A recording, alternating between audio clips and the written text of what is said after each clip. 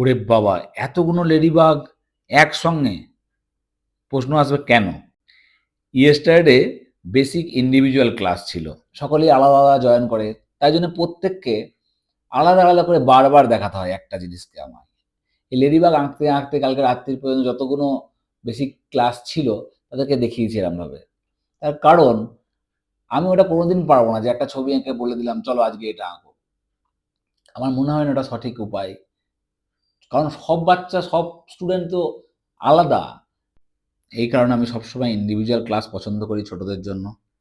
যাতে আমি তাদেরকে প্রপার ওয়েতে গাইড করতে পারি এবং তারা সঠিকভাবে আমার কাছে শিখতে পারে। যেহেতু আমার অনলাইন ক্লাস, আমি তার সামনে নেই।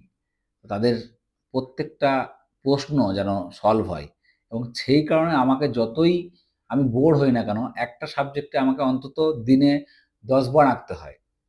যেদিনকে যে সাবজেক্টের উপর কাজ করি, সেদিনকে যতগুলো স্টুডেন্ট সেই সাবজেক্টের উপর আমার ক্লাস করেন, ততবার আমাকে এটাকে বারবার করতে হয় এবং আমি এখন এটা এনজয় করা শুরু করেছি। হ্যাঁ, আমিও এটা পুরো করতে এই লেডি বাগটা আমার হাতের গ্রিপে চলে আসবে। এখন আমি চোখ বুজেও লেডি বাগটা বানাতে পারবো এবং আমার স্টুডেন্টরা খুশি, তার গার্ডিয়ান খুশি, আমি খুশি। ভালো থাকো, অনেক ছবি আঁকো।